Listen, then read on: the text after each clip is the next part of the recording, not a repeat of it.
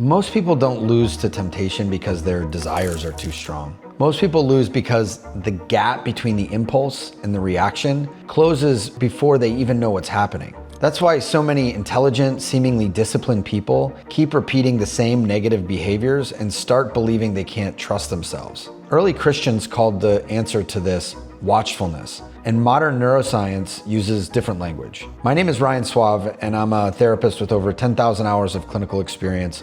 I've spent my career helping people through trauma and addiction, and I've been sober for 18 years myself. And I can tell you this, if you know what to do within the first few seconds of an urge, temptation gets weaker. In this video, I'll show you how to catch the urge in the first few seconds so you can stay present long enough to choose.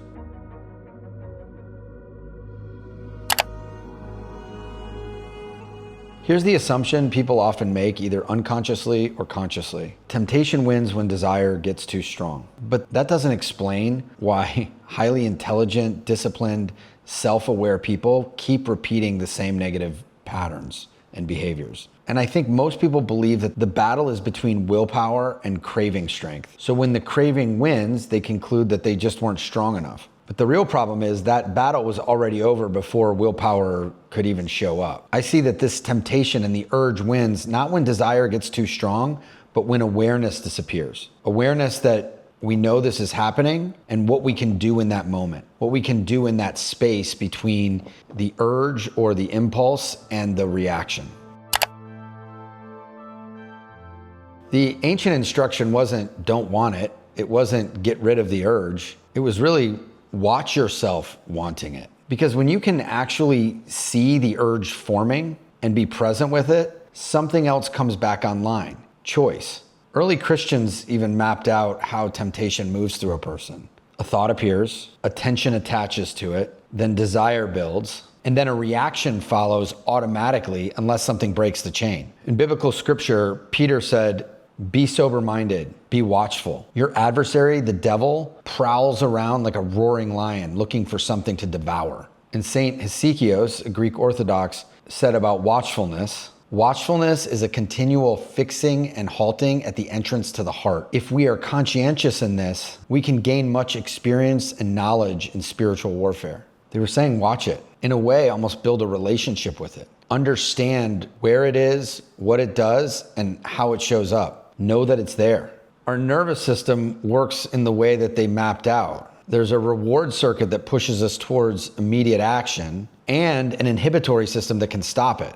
But that inhibitory system only fires if there's enough time. Awareness, which can lead us to presence, gives us that time. So this is not a new discovery. It's a 2,000 plus year old observation that modern neuroscience eventually caught up to.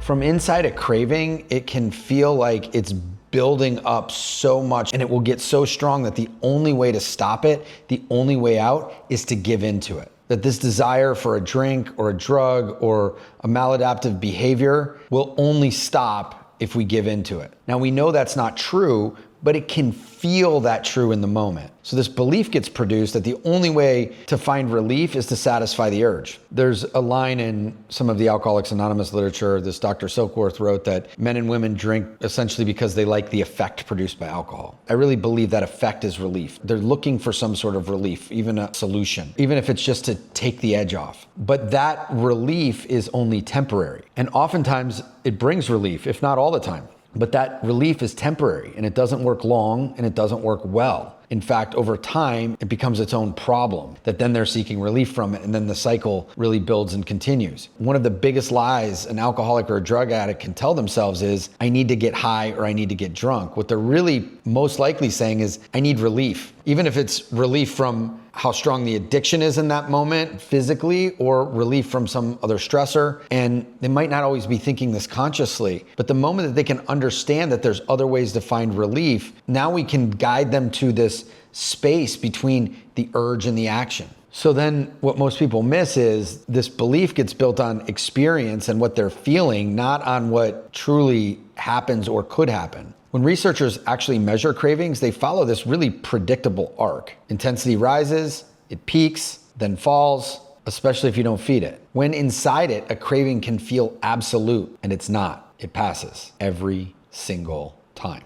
It's just that sometimes that time is longer than we want and extremely more comfortable than we would like to experience. Indulging and following the craving, relief can come really fast, but it's temporary. And over time, it just doesn't work. And that's exactly what makes it a trap.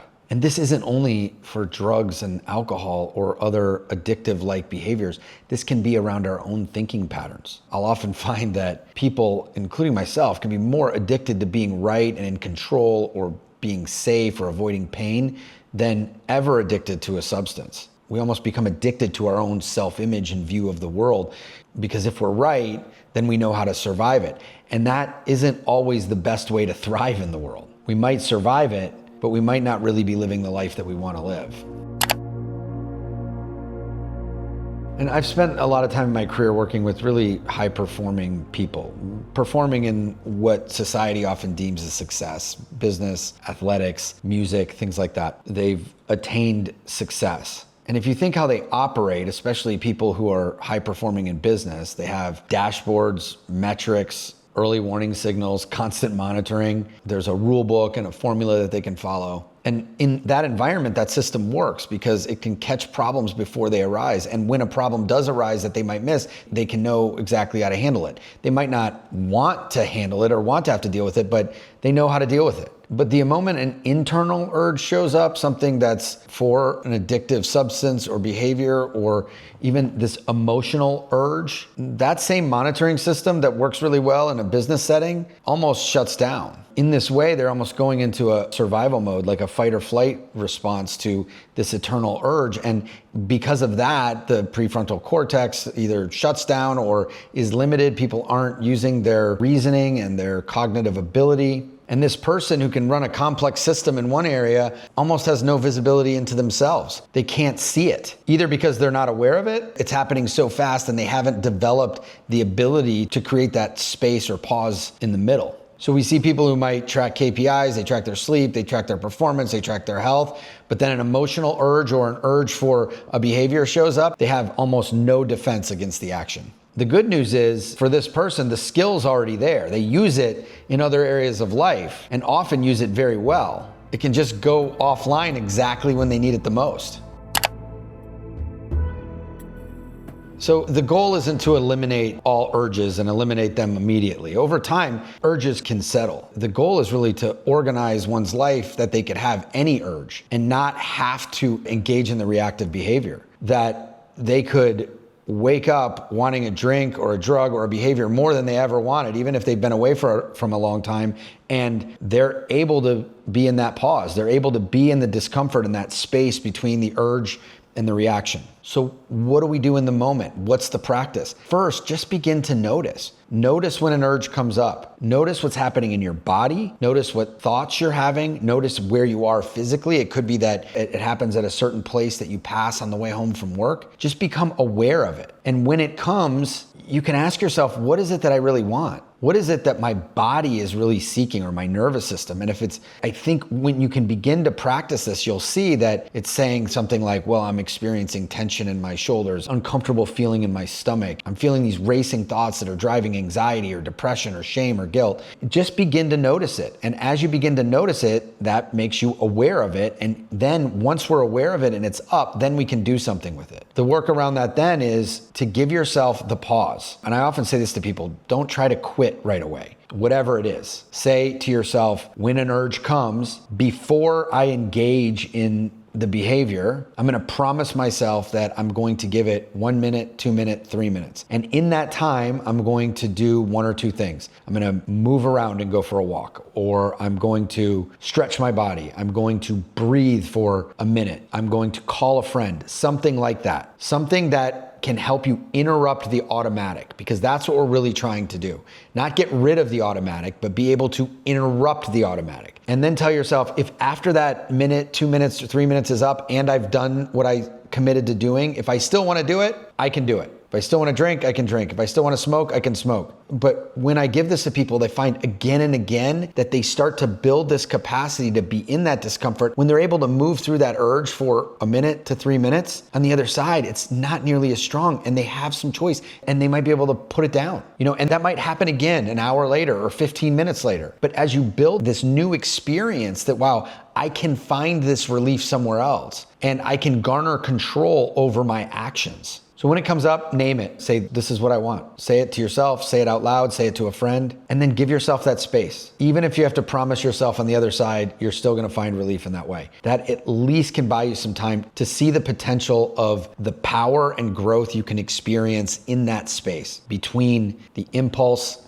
and the reaction. So I'll repeat that. Name the urge. That single action can say, I'm naming it, and I'm the one naming it. I'm the one experiencing it. It's not me. It's something that I'm experiencing, right? That creates a little bit of distance. Then give yourself that pause, 1 to 3 minutes. Take at least one grounding action. Move, breathe, call a friend, say a prayer, something or several of those things. From there, you can reassess from a place of awareness. Now you've moved from this urge having you to potentially you having it. That gap is where choice lives. And so now you're moving from trying to heal by force and willpower, which might work for a very short period of time, but eventually breaks, to healing through awareness and subtle action. Now that you understand how temptation works and how that battle is either won or lost in the first few seconds of awareness, the real question is, what do you do when you catch that urge? Because it's very easy to notice it and still fall back in the same patterns. In the next video, I'll walk you through 7 simple tools that therapists use to interrupt cravings in minutes so you can calm your brain, regain control, and move through your urges and cravings with almost effortless ease.